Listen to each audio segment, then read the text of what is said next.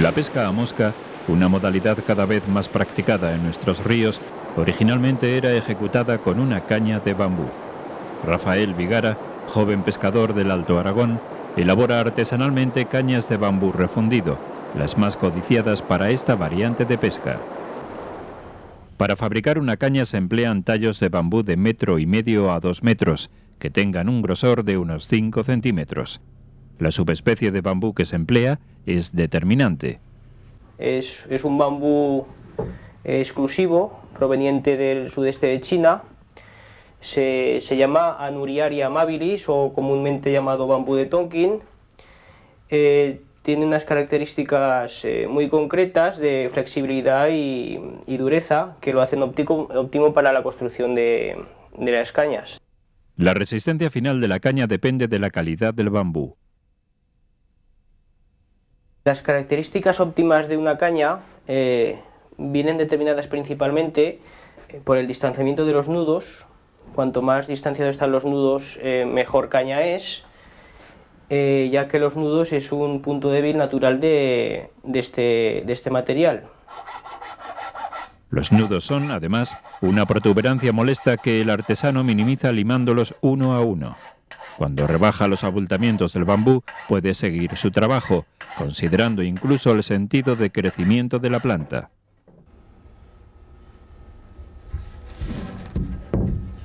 Aquí he hecho esta pequeña marquita, esta flecha, que significa el sentido de crecimiento de la caña natural, para que posteriormente al cepillar, al trabajar el bambú, lo hagamos a favor de veta, no en contra veta, si no se nos astillaría. Rafael prepara la caña para dividirla en dos, midiendo cuidadosamente el perímetro y marcando la mitad. Ahora vamos a seccionar la caña en dos mitades.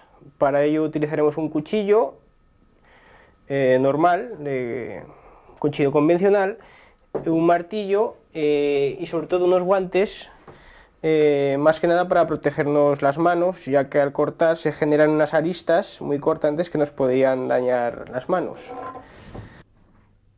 Cada una de las mitades servirá para elaborar una caña de pescar de bambú refundido.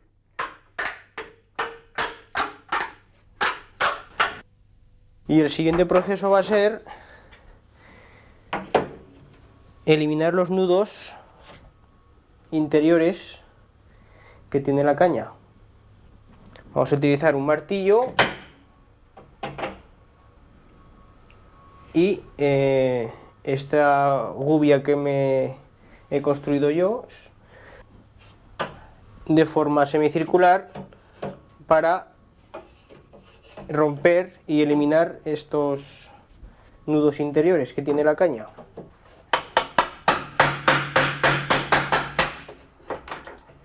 Bueno, ya está. Con la gubia, Rafael elimina el grueso del nudo. Para afinar el rebajado emplea un formón, con el que alisa el interior de la caña de bambú. La mitad del tronco de bambú hay que dividirla longitudinalmente en 3 partes que el artesano mide con cuidado, estableciendo las marcas que le guiarán.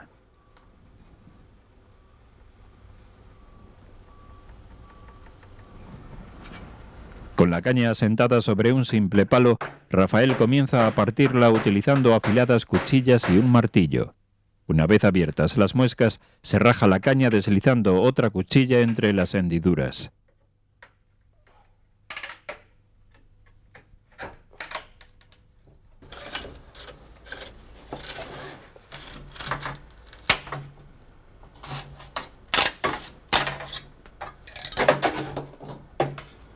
Ya hemos obtenido las 3 partes, cada una de las cuales las dividiremos a la vez en 4 partes. Así obtendremos 12 tiras.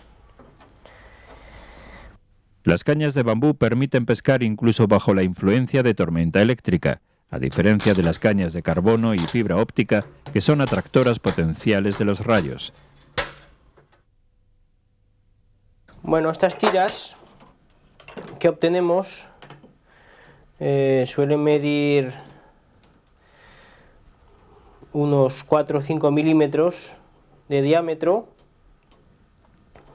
Las más estrechitas las utilizaremos para la sección de la punta de la caña, la más estrecha, y las más gruesas las utilizaremos para la sección del talón, la parte más ancha de la caña. Con las 12 vetas obtenidas, Rafael elaborará los 2 tramos que necesita la caña de pescar, empleando 6 para cada uno.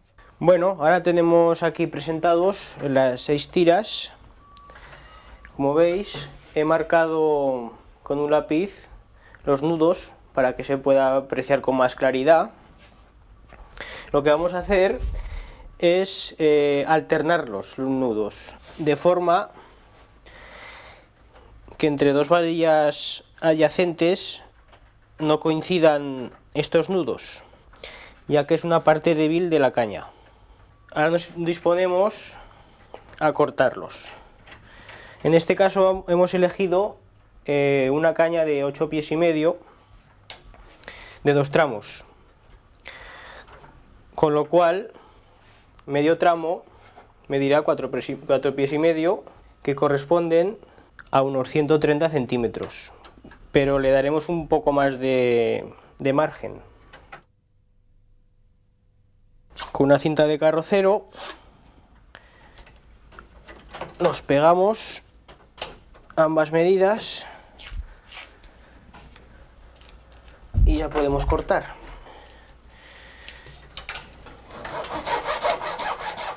Utilizando una sierra de metal, se consigue un corte limpio en todas las varillas. Lo que vamos a hacer ahora es numerar, marcar con un lápiz o un rotulador en este caso, marcar la numeración de las varillas.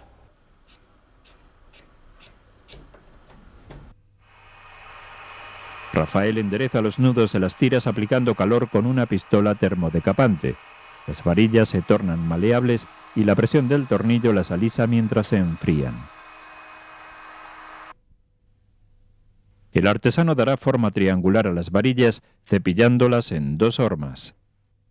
En estas hormas, una de madera y otra de acero, básicamente son 2 cuadradillos, tanto la de acero como la de madera, que en su interior hemos hecho un surco de 60 grados, que es lo que dará finalmente la forma a las varillas. En la horma de madera se produce el primer desbastado del bambú. Vamos cepillando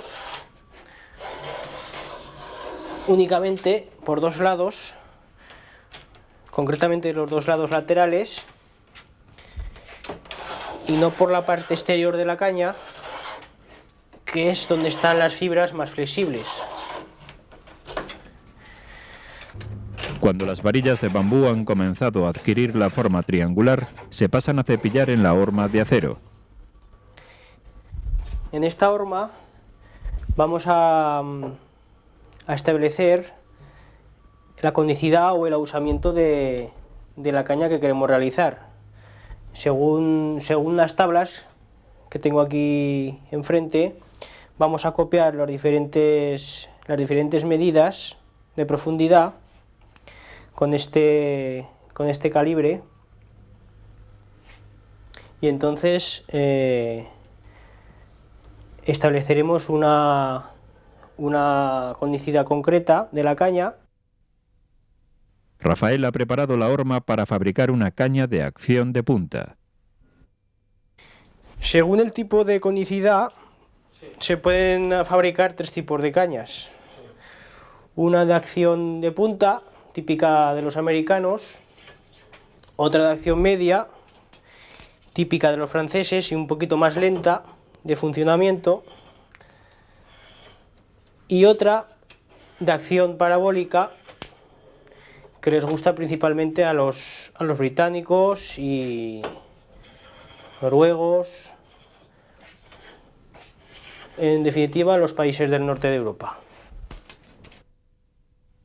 El artesano se asegura de que las varillas cepilladas tengan las medidas correctas antes de proceder al atado de las 6 varillas. Las ponemos en orden. Esto es muy importante.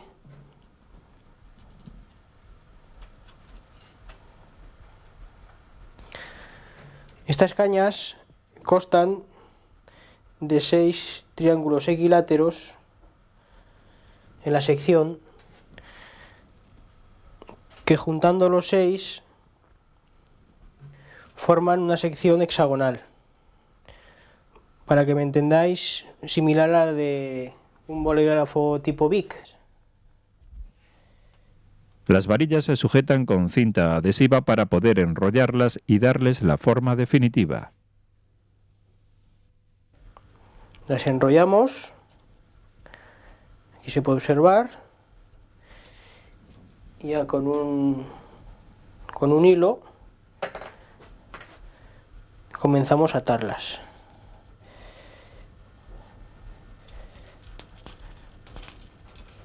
Para asegurar la unión de las cañas, Rafael enrolla el hilo en espiral, dándole 2 vueltas.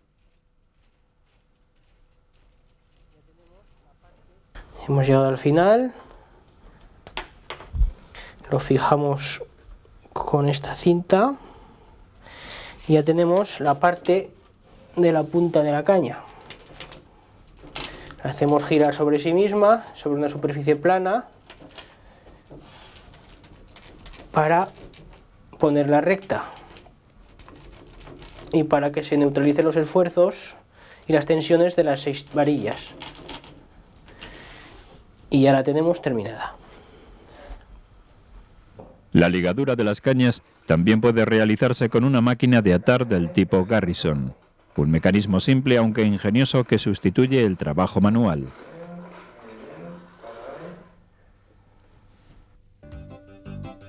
El enrollado con el hilo hará que se enderecen las tiras en el tratamiento de curado con calor.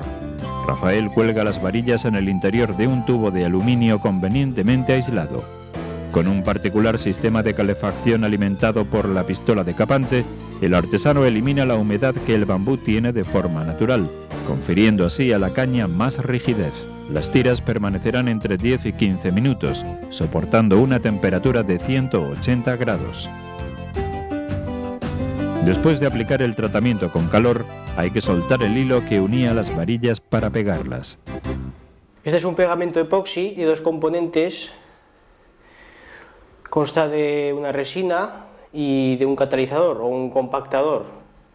Entonces hay que mezclarlo con mucha fuerza, hay que mezclarlo con mucha insistencia durante un periodo de tiempo bastante largo. Y también es muy importante que al mezclarlo la temperatura no sea inferior a 18 o 20 grados centígrados, porque el secado sería defectuoso. Rafael aplica una capa de pegamento a las tiras de bambú. Bueno, el proceso de fabricación total, desde que cortamos las cañas, las seccionamos, cepillamos, barnizamos y ya terminamos la caña completa, me suele llevar unas 50-60 horas. Hemos terminado ya de encolar o de pegar las tiras. Ahora lo que vamos a hacer es quitar las gomas para proceder al enrollado y posteriormente al atado de las varillas. Esto para el secado, para ir bien, tendría que estar unos 4 o 5 días de secado, suponiendo que estamos en primavera o en verano, que la temperatura es la óptima para el secado.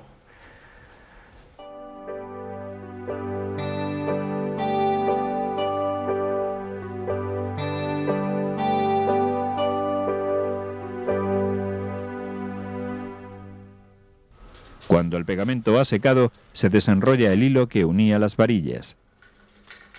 Y ahora con la ayuda de un cúter, una hoja de un cúter nos puede servir perfectamente, y una serie de lijas de diferentes grados y una lana de acero del doble cero, comenzamos a quitar los restos que han quedado en la superficie de la resina que hemos utilizado 4 días atrás. La caña debe quedar lo más lisa posible con el lijado y pulido, ya que de otra manera el barniz no formará una capa uniforme en toda la superficie. Ahora nos encontramos en la fase del barnizado por inmersión. Hemos suspendido en el interior de un tubo la caña, llenamos con barniz dejándolo deslizar por la superficie de la caña. Este barniz concretamente es un barniz cuya composición es muy similar al barniz naval, al barniz que se utiliza para barnizar los barcos. También se podría utilizar barniz de poliuretano, barniz a la trementina, pero el más aconsejado es este. Terminamos de verter el barniz en el tubo, esperamos unos instantes para que las burbujas asciendan a la superficie y a continuación vamos ascendiendo la caña tirando del hilo suspendido. Lo vamos realizando lo más lentamente posible para que se distribuya bien en toda su superficie. El secado de cada capa de barniz requiere entre 24 y 48 horas. Rafael proporciona 3 baños a las cañas. Una vez finalizado el proceso del barnizado, os muestro aquí ya las dos partes de la caña, la parte del talón, la parte de la punta. Se aprecia la diferencia de grosor. Hemos puesto los conectores o los enchufes. Bueno, los enchufes son dos conectores, un macho y una hembra, que tienen que casar perfectamente para que no haya juego posterior en la acción de la caña. En la parte de la punta irá el enchufe macho, más estrechito, y en la parte del talón irá el enchufe hembra, un poquito más ancho. La empuñadura de la caña se fabrica con corcho, y para ello se ha agujereado y encolado 5 corchos de aglomerado. Aquí muestro este corcho ya encolado, ha pasado unos días, está perfectamente encolado, y ahora vamos a darle forma en el taladro. Rafael moldea el mango de la caña haciéndolo girar con ayuda del taladro y aplicando lijas de mayor a menor grano. Después de pasar una fina lana de acero, la empuñadura se pule utilizando un trozo de cuero con piedra pómez.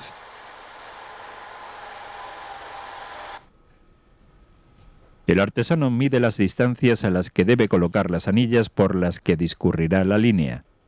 Su posición viene determinada en unas tablas calculadas en función de la longitud de la caña y se colocan provisionalmente con cinta adhesiva.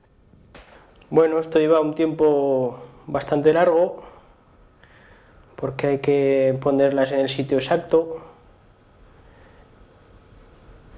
Aunque parezca una tontería, esto es muy importante, ya que si desviamos unos pocos centímetros la disposición de las anillas, a la hora de la acción de pescar variaría mucho la caña. Una vez que todas las anillas ocupan su lugar, hay que sujetarlas con una goma para poder moverlas sin que se caigan. Ya las tenemos todas fijadas, como podéis observar, y ahora las podemos mover para el alineamiento entre unas y otras. Miramos en perspectiva la caña, vamos corrigiendo las pequeñas desviaciones. Cuando Rafael se asegura de que la alineación de las anillas es correcta, puede proceder a su fijado definitivo. Distintos tipos de hilos sirven para fijar las anillas, pero el de seda proporciona un acabado especial. Cuando llegamos al final, montamos el hilo sobre una lazada. Esta lazada es para hacer el nudo final, ya para fijarla. Para que la seda cumpla la función estética de adornar, hay que enrollarla sin dejar ningún espacio por el que asome la caña. Ha pasado 1 hora y media de trabajo, más o menos. El aspecto de la caña ha cambiado sustancialmente, ya podéis ver el anillado. He montado también la empuñadura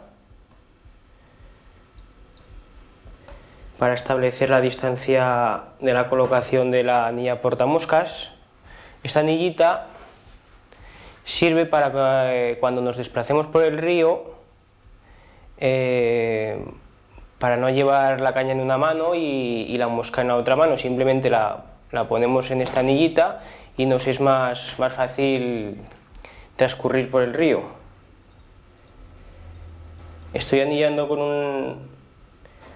un color azul y le estoy dando un doble anillado en rojo para embellecer. Ahora estamos fijando con pegamento la anilla de la punta. La alineamos con el resto de las anillas.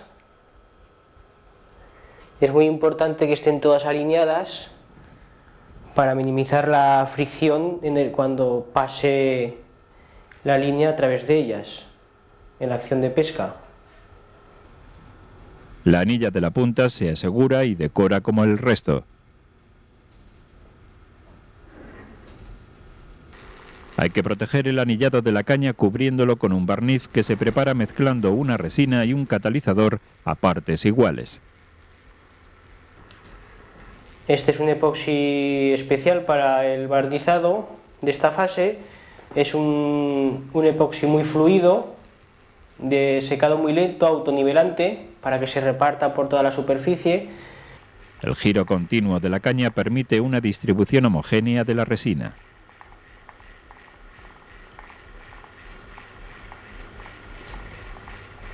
Los detalles se realizan con un fino pincel de pelo de buey.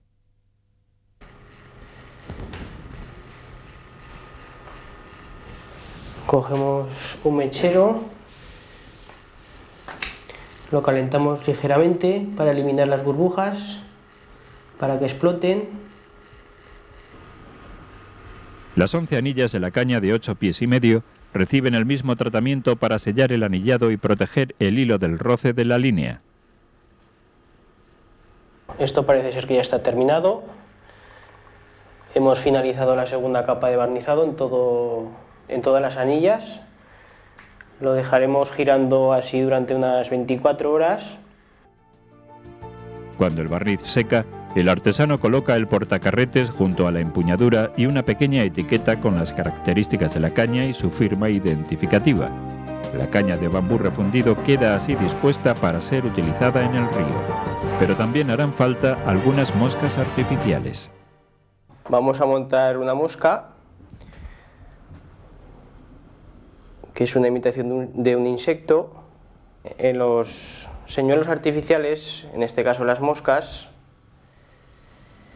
pues el pez cuando ataca al señuelo denota que no es real, que es artificial, vamos, que le estamos engañando, e instintivamente abre la boca.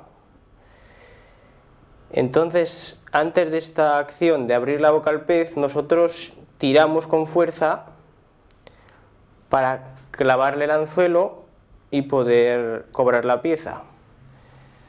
De esta manera no mutilamos a los peces, no les hacemos ningún daño, ya que los clavamos por lo que es la parte exterior de la boca y entonces es muy fácil sacarle el anzuelo. Vamos a coger ahora 2 fibras de pluma de pavo real. La monto sobre un anzuelo del número 16. Fijamos las plumas, vamos hacia adelante, quitamos el sobrante de la lana en la parte delantera,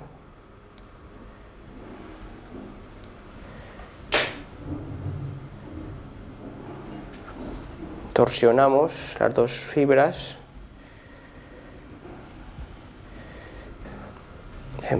empezamos a enrollarlo sobre el cuerpo Es una mosca comodín o de conjunto que se llama.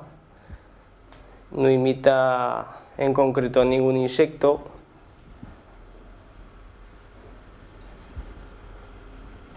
Puede imitar tanto a grandes dípteros, incluso algún coleóptero que ha caído por accidente en el agua. Se suele utilizar de intensivos, da buenos resultados para trucha arcoiris, o también en los grandes calores del verano. Vamos a coger ahora el jacle de color rojo medio. La pluma de gallo, convenientemente enrollada y asegurada, simula la cabeza del insecto y proporciona flotabilidad al aparejo. Arreglamos un poco el jacle. Rafael remata la mosca fijando y protegiendo los nudos con un poco de barniz. El cebo está preparado. Las moscas pueden ser secas como la que acabamos de ver elaborar o ahogadas. El artesano fija en el torno un anzuelo del número 16 para montar este otro tipo de señuelo. El cuerpo es más grueso, lo que se consigue enrollando plumas de gallo con la seda de montaje. La mosca ahogada simula un insecto que va por el interior del agua, en diferentes fases. Después de la puesta, o que no ha desplegado suficientemente las alas, no se ha convertido en un insecto propiamente dicho, a partir de una larva.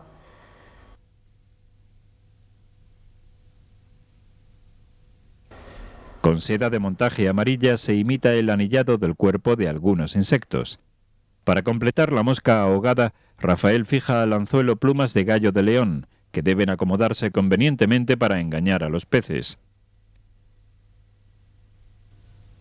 El trabajo se asegura con simples nudos cubiertos con un poco de barniz para fijarlos, y se dan los últimos retoques.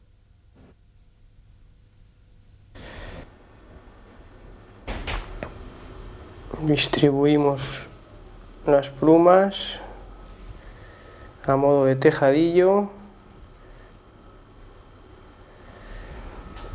y ya la tenemos hecha.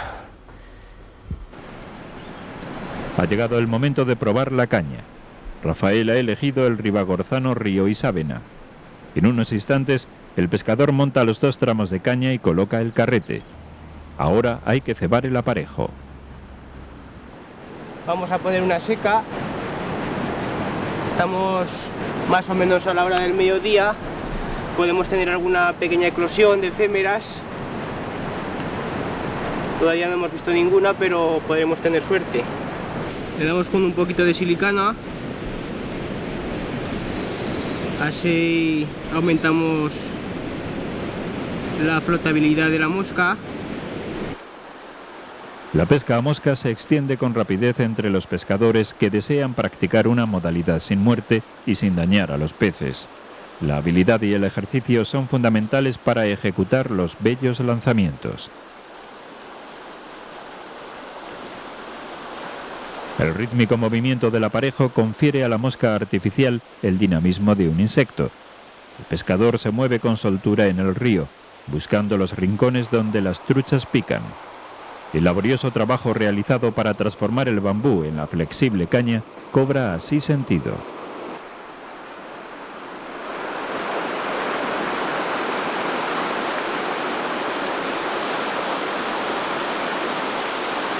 Soy Eugenio Monesma, director y productor del documental que acabas de ver. Si te ha gustado, te animo a que te suscribas activando las notificaciones desde la campanita y así podrás disfrutar de los cientos de documentales que ya tengo en el canal y de los que semanalmente voy a ir subiendo.